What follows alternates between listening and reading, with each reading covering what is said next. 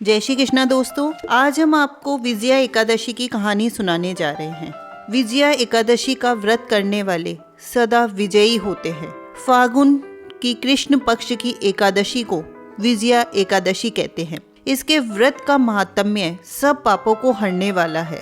तो एक बार नारद जी ने ब्रह्मा जी से पूछा कि हे सुरश्रेष्ठ, फागुन के कृष्ण पक्ष की विजया तिथि का व्रत और महात्म्य कहिए। तो ब्रह्मा जी बोले कि हे नारद, पापों को हरने वाली उत्तम कथा को मैं तुम्हें कह के सुनाता हूँ। इस प्राचीन पवित्र और पाप नाशक व्रत को मैंने किसी से भी नहीं कहा है। विजया एकादशी निसंदेह ही मनुष्यों को विजय का फल देती है।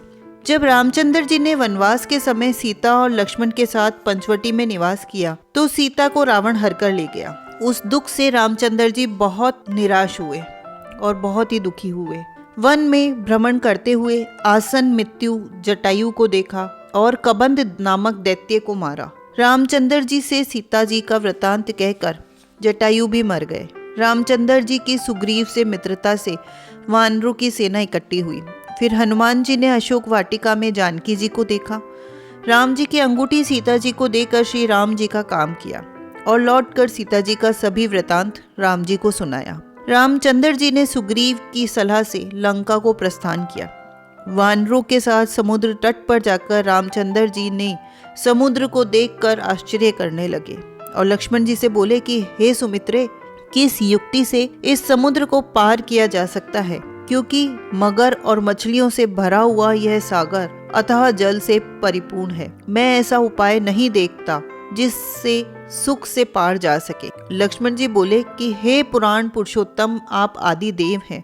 इस द्वीप में बगदालभ्य मुनि रहते हैं। यहाँ से उनका आश्रम 2 कोस है। हे राजेंद्र, उन्हीं प्राचीन श्रेष्ठ ऋषि से पूछिए। लक्ष्मण जी के इस सुंदर वचन को सुनकर रामचंद्र जी मुनि के दर्शन के लिए गए। दूसरे विष्णु के समान बैठे हुए मुनि को रामचंद्र जी ने प्रणाम किया। तो रामचंद्र जी को पुराण पुरुषोत्तम जानकर मुनि यह समझ गए कि किसी कारण से इन्होंने मनुष्य देह धारण किया हुआ है। फिर ऋषि बोले, हे राम, तुम कहाँ से आए हो?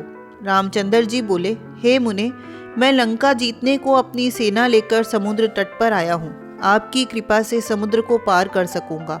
आप कृपा करके उपाय बतलाइए। मुनि बोले, हे राम, मैं सब व्रतों में उत्तम व्रत कहूंगा जिसके करने से तुम्हारी शीघ्र विजय हो जाएगी और राक्षसों सहित लंका को जीतकर विशेष कीर्ति होगी। तुम एकाग्र मन से इस व्रत को करो। फागुन के कृष्ण पक्ष की विजया नाम की एकादशी होती है। उसका व्रत करने से तुम्हारी जीत होगी। वानरों समेत समुद्र को पार कर जाओगे। हे राम, इस व्रत की फलदायक विधि को सुनिए। दशमी के दिन सोना, चांदी, तांबा अथवा मिट्टी का कलश बनवाएं।